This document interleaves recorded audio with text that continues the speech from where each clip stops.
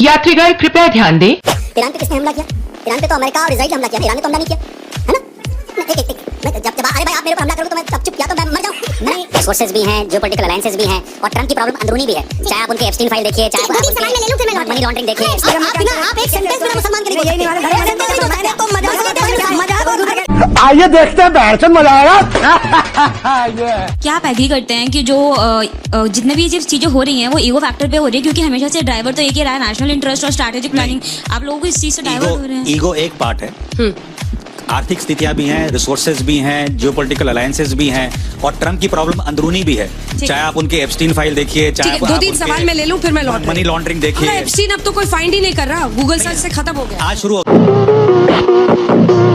Sir मेरा question भी बस यही है, आज सुबह शुरू हो गया कि जो ये लड़ाई हो रही है उस पे अमेरिका पे क्या इम्पैक्ट हो रहा है? अगर चाहे स्टेट ऑफ हॉर्मोज है तो इंडिया पे इम्पैक्ट हो रहा है, अदर कंट्रीज पे हो रहा है, लेकिन अमेरिका पे तो एट द एंड इम्पैक्ट कोई हो ही नहीं रहा। तो अमेरिका के तो इधर है। मेरा सवाल ये भी, सर ने बोला था कि सिविलाइज नेशन है ईरान, लेकिन अगर ईरान जो है वो सिविलाइज नेशन है तो वो डेवलपमेंट के आगे क्यों जा रहा? वो वॉर क्यों करना चाह रहा है? जो डेवलपिंग नेशंस है या सिविलाइज नेशंस है वो वॉर से हटना चाह रही है, न्यूट्रलाइज्ड बैलेंस बना रही है। तो ईरान को भी यही चीज फॉलो करनी चाहिए अगर वो सिविलाइज। सऊदी और यूएई जैसे देश जो विकास की राह पर इतनी तेजी से बढ़ रहे हैं, लेकिन वही कट्टरवाद के अंधेरे में शायद ईरान कई सालों तेरा तो गेम बचाना। जल्दी से आखिरी सवाल, धुरंधर देख के आए हो? खुश हो? तो बहुत ज्यादा खुश। धुरंधर तो बहुत अच्छी है, लेकिन सर मेरा क्वेश्चन ये है, जब ऑल्टरनेट ढूंढने जाता है ऑयल का तो कभी सैंक्शंस तो लगा देता है अमेरिका इंडिया पे, या फिर कभी यूं बोल देता है कि हम परमिशन दे रहे हैं वो रशिया से बाय कर सकता है। तो अगर ईरान को अपने अंडर ले लेता है अमेरिका तो वो एक किस्म से कंट्रोल भी तो कर सकता है फ्यूचर में इंडिया को। स्टेट ऑफ ईरान में अमेरिका का वर्चस्व होना और स्ट्रेट ऑफ हॉर्मूज के, वो भारत के हित में है या नहीं है? इसी पर मिस्टर आगे जल्दी से इसका हाजिर खान साहब। देखिए, ईरान को अमेरिका कंट्रोल करे ये बिल्कुल भी भारत के हित में नहीं है, लेकिन ईरान में यदि अमेरिका जीत जाता है इस युद्ध को तो ईरान उसके कंट्रोल में आ जाएगा, ये मानना बेमानी होगी। आखिर खाड़ी के देश में बहरीन है, कतर है, सारे हैं, उनसे उनके हमारा व्यापार का रिश्ता है, सब चीजें सबों के साथ बहुत अच्छे संबंध है। हाजिर खान साहब, जितने प्रधानमंत्री को वहाँ के सबसे मेडल मिले हैं इन्हीं खाड़ी देशों से मिले हैं। हाँ तो मादरचोद उसको जाके बोलना, मुझे क्या बोल रहा है? सऊदी साहब जो विकास की बात हो रही है, लेकिन सबसे महत्वपूर्ण बात है कि ईरान एक टेररिस्ट रेजिम है जो टेररिस्टों को पालता पोसता बड़ा करते रहा है। क्या ऐसे रेजिम को आप डेमोक्रेटिक रेजिम के सामने खड़ा कर सकते हैं? बिल्कुल नहीं। सभ्य समाज में उनकी जगह होनी चाहिए, बिल्कुल नहीं। और सर काज़मी साहब, मैं ये भी चाह रही थी कि जो बच्ची ने विकास वाला क्वेश्चन पूछा, क्योंकि अगर आप देखिए सऊदी हो, यूएई हो, ये सब बहुत आगे गए। देखिए, मैं रागी जी को ये बताना चाहता हूँ कि दुनिया में ये बहरीन हो जितने गल्फ हैं, इनका इस्लाम की जो आइडियोलॉजी है जो मोहम्मद साहब की, उससे कोई मेल नहीं खाता है। और मैं ये बात कह सकता हूँ कि जो कुरान या सनातन धर्म में संसार का पहला जो ग्रंथ वेद है और अंतिम जो वाणी है कुरान है, और दोनों का मूल एक है। एको ब्रह्म द्वितीय नास्ते नेह ना नास्ते किंचन वादौला। अब ये कौन है बे? शरीक वन गॉड विदाउट सेकंड, अव्वल अल्लाह नूर उपाय, कुदरत के सब बंदे एक ही नूर से सब जग उपजे, कौन भले कौन मंदे। भारत के बारे में फिर वकालत करना चाहूँगा कि हमारी जो हमारी नीति है, जो हमारी विदेश नीति है, मैं एक बात ये आपके मौके पे कहना चाहूँगा, जो लोग बहुत सारे मुद्दों पर आपके यहाँ बहस होती है, रागी जी भी उस पर थोड़ा वो करते हैं, जैसे यूसीसी है, यूसीसी का कोई ताल्लुक कहाँ ले जा रहे हैं? मैं आपको जहाँ कहना चाह रहा हूँ, एक बात एक शब्द कहना चाह रहा हूँ। हमारे उत्तराखंड के अंदर यूसीसी आया, हमारे मुख्यमंत्री जी लेकर के आए, तो मैंने इसलिए समर्थन किया कि यूसीसी का टकराव किसी मजहब से नहीं है। चुप, बिल्कुल चुप। हिम्मत कैसे हुई तेरी मुंह?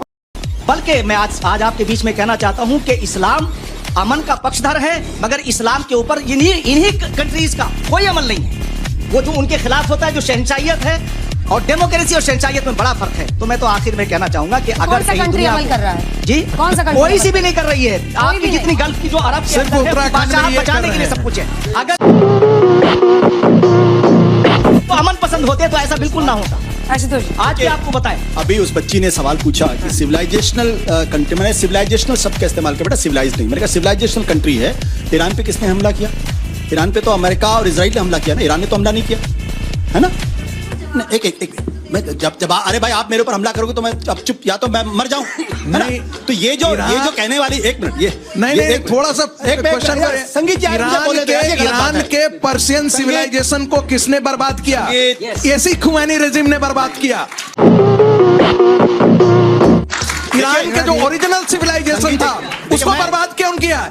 इसी इस्लाम के नाम पर इन टेररिस्ट ऑर्गेनाइजेशन और टेररिस्ट रेजिम ने बर्बाद किया है। इसलिए उसको सिविलाइजेशन से मत जोड़िए। देखिए एक मिनट, जो बात संगीत रागी कह रहे हैं ना, मैं उनकी काफी बात से सहमत हूं। आज दिक्कत कहां पे है? जब दुनिया में धर्म के आधार पर राजनीति होती, चाहे हिंदुस्तान में हो, चाहे इजराइल में हो, चाहे ईरान में हो, वो विनाश की तरफ जाती है। और वही विनाश आज वहां हो रहा। आज जो ट्रंप है, ये जिस धर्म के आधार पर विनाश नहीं होता है, पंथ के आधार पर विनाश होता है। मैंने सही बात कही तो धर्म तो हर के लिए आधारित राजनीति करेंगे, मजहब के आधार पर मुसलमान और हिंदू करेंगे तो यही होता है।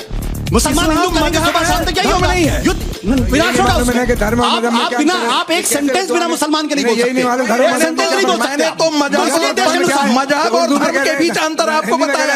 यदि आपके भेजा में नहीं सूझता तो हम क्या करें? पंथ निरपेक्ष है, धर्म निरपेक्ष नहीं है। और धर्म हिंदी में कहते हैं, दोनों एक ही बात। अरे भाई, संविधान का हिंदी संस्करण पढ़ो। रागी जी, भारत का संविधान पंथ निरपेक्ष है, धर्म निरपेक्ष नहीं है। संविधान को पढ़ो।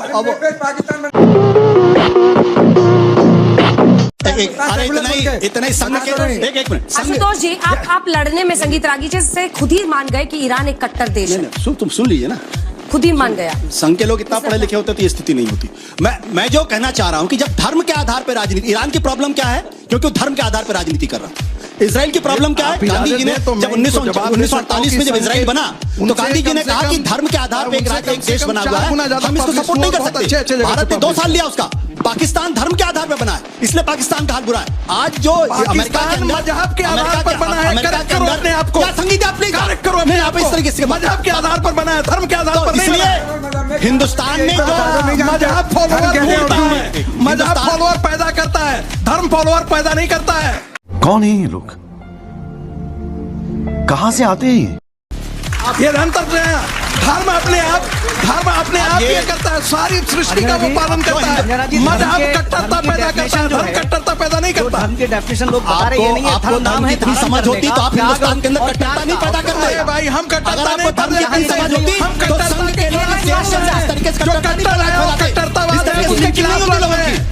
मार्शल साहब, ये जो ईगो पे बात की कि ईगो की लड़ाई बना दिया विभिन्न देशों के, सबके लिए, भाई ईरान के लिए भी है। आयतुल्लाह खamenei को वहां मतलब घुसकर मार दिया, उसके साथ 55 हेड्स मर गए, लारीजानी मारे गए। अब ऐसे में उनकी नाक की लड़ाई है। और नेतन्याहू को तो ये वॉर सूट करता है कई मायनों में, क्योंकि जो अंदर का उनका इजराइलीज का पूरा अस्तित्व की लड़ाई है, उनको लग रहा है सुनहरा मौका है। ऐसे में लेबनान में भी हिजबुल्लाह को खत्म करो और इधर ईरान में भी। ट्रंप के लिए भी उनकी नाक की लड़ाई है। भाई कैसे कह दें अचानक कि भाई अब तो हम खत्म कर रहे हैं। एक बच्चे ने सवाल 8 देशों का सीज फायर कराने का दावा करते हैं, फिर 9वां युद्ध खुद ही छेड़ दिया साहब ने। देखिए ऐसा है, एक बहुत अच्छा सवाल पूछा था कि ईगो क्या मैटर करता है। तो हमेशा जो राजा होता है उसका चरित्र मैटर करता है।